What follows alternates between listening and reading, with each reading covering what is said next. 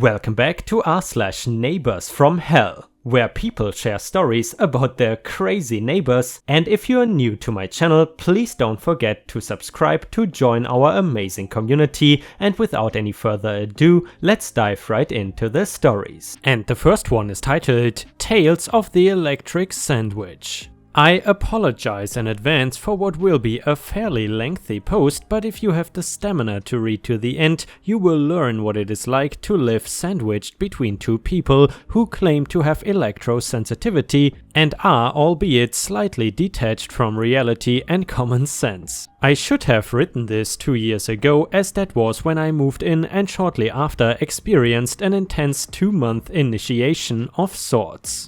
Rewind to the summer of 2018, after the drudgery that is negotiating lawyers and chasing real estate agents. I rolled up to my newly acquired first floor flat with a Vauxhall Corsa packed to the brim.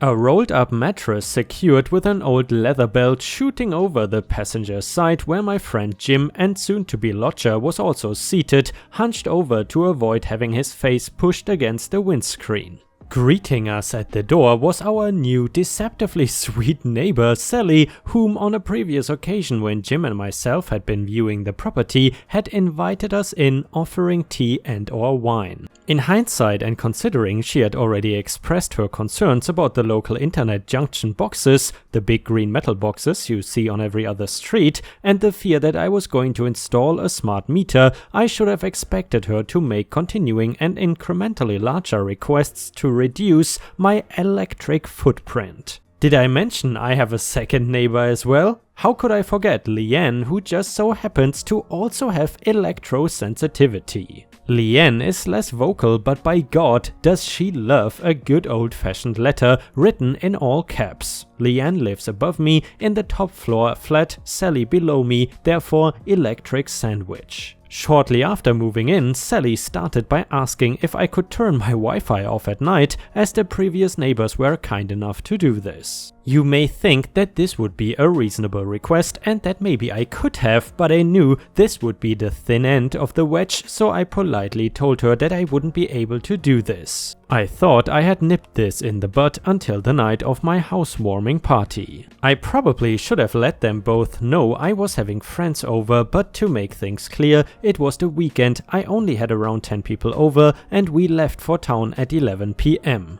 On the way out, I was confronted by Sally wildly swinging the door open. I was initially very apologetic, saying that yes, I should have told her I was having friends over, and yes, we were being noisy. But then something threw me. And your fridge is so loud. Remember, this was 2 years before the pandemic reared its head. I was not really sure what to say. I had been drinking, so I didn't know whether I was more drunk than first thought or if she actually was saying my fridge was making a noise. The next morning I knocked on the door, once again apologized for making noise and not telling her I was having friends over. I also told her that there was nothing wrong with my fridge and that she was, with all due respect, going to have to live with it. Sally quite sheepishly accepted my apology and also apologized for losing her rag. This was the thing about Sally, she was a literal Dr. Jekyll and Mr. Hyde. And guys, I suppose losing your rag is the same as losing your mind, but please correct me if I'm wrong. A bit of background on Sally before I continue. She is in her late 40s, does not work and is on benefits for depression and anxiety. I do have a heart, therefore did have some sympathy for her. I later went through the motions of putting foam underneath the fridge, moving it to a different place in the flat on the off chance it was reverberating against some pipes. None of this worked. Fast forward a few weeks and returning back from a holiday in Spain with 3 friends and my then girlfriend, which is now my fiancé.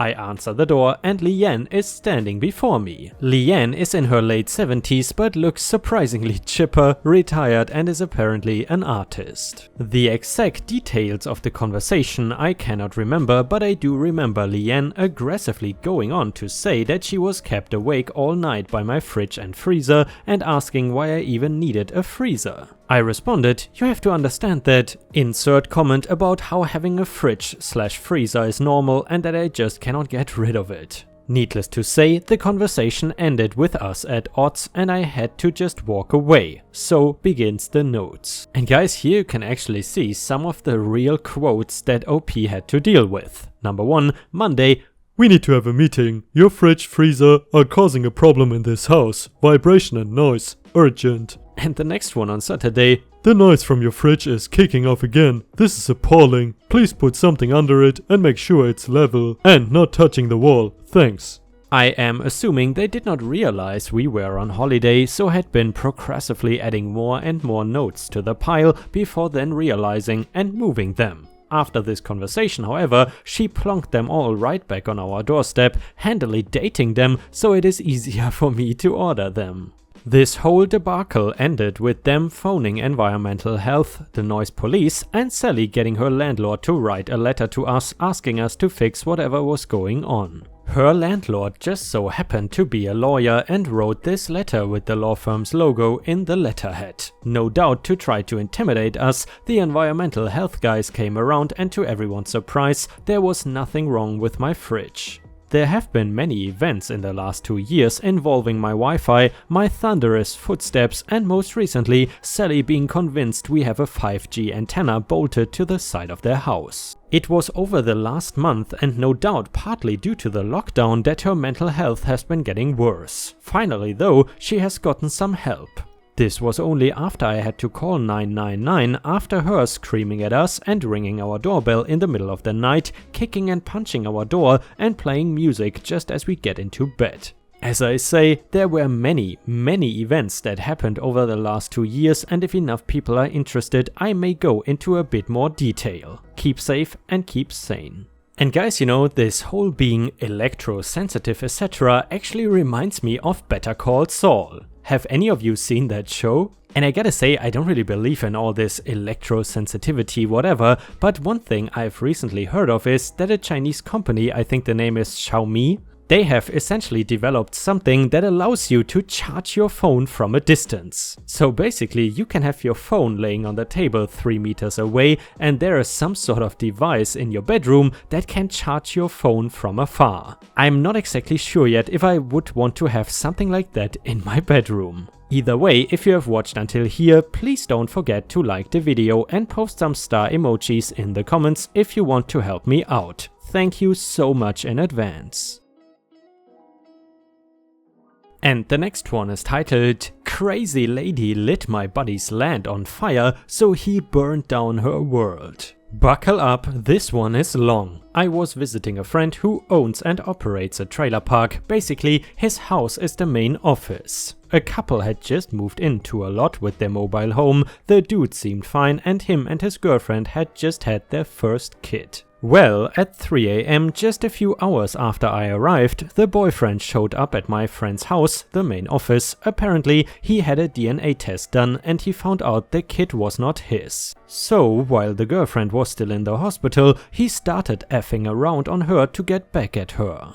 Well, earlier that day, she got released from the hospital and he refused to go pick her up. So she walked from the hospital to the trailer park, easily 20 miles, and found him effing this girl. She went totally insane. She started trashing their tiny mobile home while he and his mistress quickly got their clothes on and the boyfriend opted to drive the mistress back to her place. When he got back, his soon-to-be ex-girlfriend locked him out of their mobile home, so at 3 AM he showed up at the front office to call the police. My buddy woke me up, filled me in on the situation, and I went out to his living room to keep the dude company. I explained that if the kid is not his and he signed the birth certificate, he has 60 days to remove himself from the birth certificate, otherwise he will be on the hook for child support. I also explained that while calling the cops is a good idea, they likely won't be able to remove her from the mobile home since she had established residency. Well, the cops showed up, knocked on the door, she answered and the cops just did a welfare check on the kid.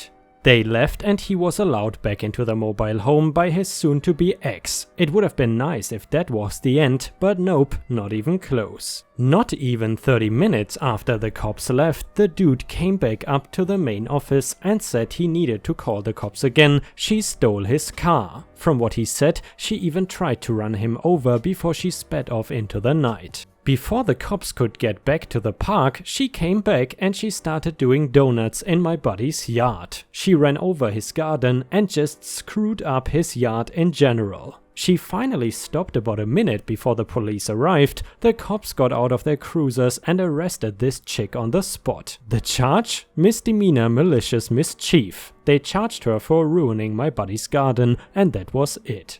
A day passed and Crazy Lady got released on bond. She came back to their mobile home and got right back into it with her soon-to-be ex. During the fight, she started scratching at her throat until she had left a lasting mark. She called the cops, claimed he laid hands on her, and the cops came and arrested him for domestic violence. The cops took the kid and placed him in protective custody. As an aside, I know that she fabricated the "he beat me" story because she bragged about it after the cops left. She even went so far as to call the dude's parents and brag about getting their son locked up. Now, my buddy is freaking out. He's got a crazy lady on his property. Crazy lady has no income and she just had their only source of income locked up and subsequently fired for being locked up. There is no way in hell they are going to pay rent anytime soon. He wants her gone, but legally he has no recourse because they are not past due on rent.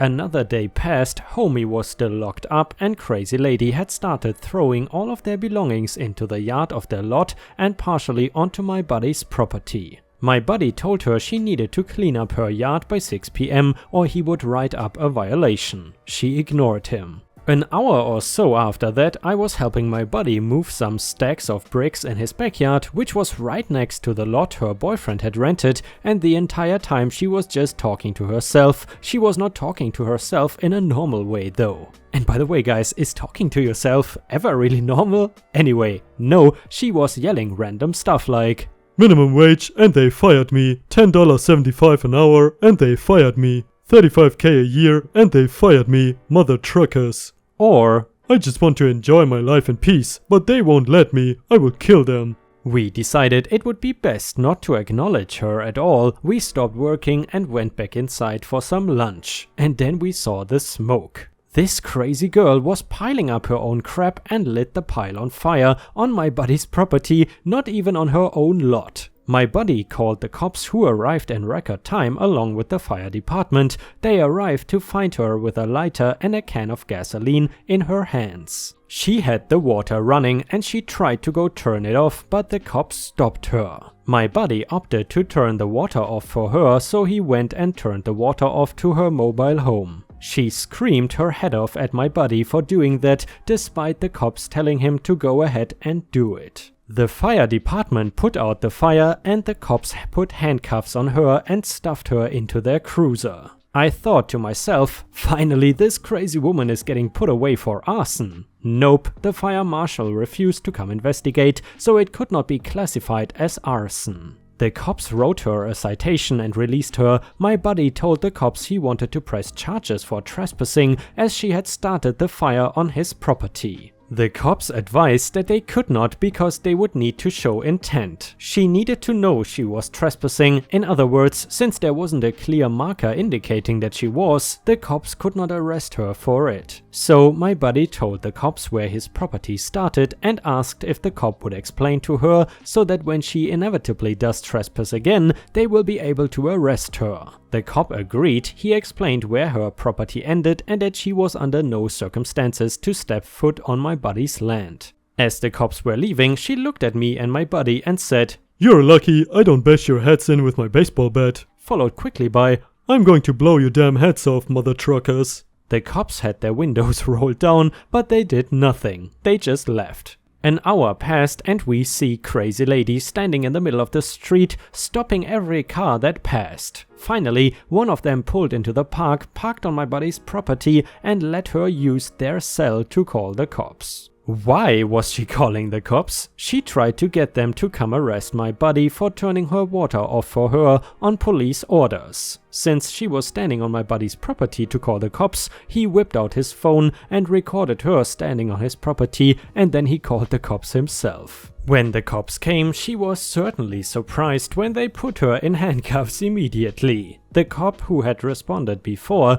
the one who explained to her where her land ended, came over, watched the video my buddy recorded on his cell, and then he explained that he would not be arresting her for trespassing. He was going to do an emergency order of detention. Basically, she was going to be forcibly taken to the closest hospital where she would be evaluated briefly and then released. He explained that she would be back out before the day was done. My buddy did not bother insisting that he wanted to press charges for trespassing. I wondered why, but after the cops left, he called her ex-boyfriend's parents who, as luck would have it, had the only key to the mobile home. It was given to them by the police as it was on their son when he was arrested for domestic violence. They came out and they locked up the RV. My buddy then noticed a water leak coming from the valve. So he turned off the water to the entire park, briefly cut off the section of pipe attached to the valve and kept it off to stop the leak.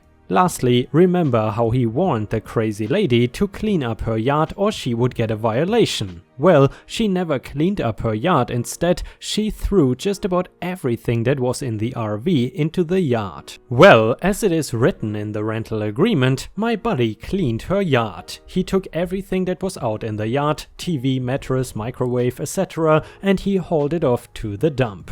Then he wrote out a violation as well as a bill for having to clean her yard. Well, crazy lady got out a few hours after she was taken in, and she called her ex-boyfriend's parents to try getting a ride.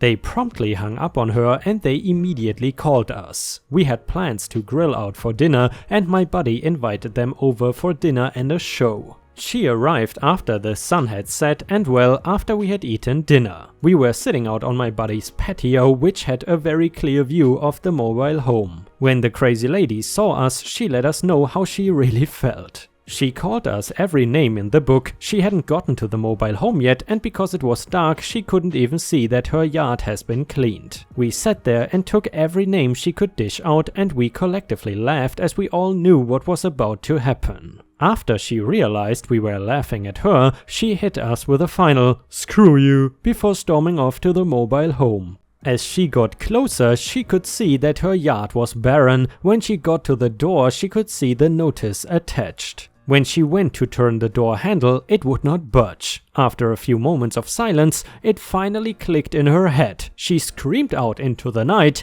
"Mother truckers!" She must have been thirsty after her long walk because she went to the water hose only to find that it was not on. Then she went to turn on the water only to find that it had been kept off. No valve in sight. My buddy yelled out to her, "Sorry, there was a water leak at the valve. It was park property, so I kept it off. I will have it repaired within the next 2 weeks though." Coincidentally, 2 weeks was the earliest time he could start the eviction process. Just to clarify, because I didn't have enough space in the story to do so, my buddy did try to get the crazy lady help. Before she had her boyfriend locked up, he told us that she was definitely bipolar and possibly schizophrenic, but she wasn't on medication for either disorder. My buddy explained that to the cops every time they came out, but they told us they couldn't do anything about it. They said that they used to be able to, but not anymore. It was a bad situation to be sure, but there was nothing either of us could have done. He wanted her out of his hair because the crazy lady clearly had no problem with fabricating evidence and stories to get other people arrested, so he did what he had to do to make that happen. Not gonna lie though, my buddy definitely enjoyed doing what he had to do. Oh, and the boyfriend's parents were fine with the cleansing process. They told us he was going to move back in with them while he got back on his feet, and that the only things he owned were the mattress and the mobile home itself. The only thing of his that got tossed was the mattress. And by the way guys, in case anybody's interested about how my life is currently going, as you might know, I have lived here in the north of Thailand for actually quite a while. Unfortunately, or rather fortunately, however you see it, JB, my girlfriend, found a new job in Bangkok, which is basically in central Thailand, and it seems like we will be moving to Bangkok soon. To be honest with you guys, I really love the north of Thailand because it is really chill here, and essentially in a radius of around 2 to 6 kilometers you have an insane amount of restaurants and you never need to go far to find something nice. Obviously Bangkok is a little bit different because it is just much bigger and the traffic is absolutely awful. So on the one hand I am kind of sad to be leaving this place, but then on the other hand it is also interesting to experience a new city. Also, what I've been thinking about, since many of you probably know motorcycles are my passion, and maybe it would be a nice idea to record my daily rides and maybe every now and then use them as a background video in my videos. However, I'm not really sure about that yet, so that is definitely a thing for the future. And guys, unfortunately we have already reached the end of the video. I hope you enjoyed today's stories, and if you haven't already, please also go to patreon.com/ripeyoutube, where I upload exclusive Reddit videos starting at just $3 a month. This is a great way to support me in case you are interested, and the chance for me to become independent from YouTube revenue. Thank you so much for watching, please don't forget to subscribe and like the video, and I hope to see you again tomorrow.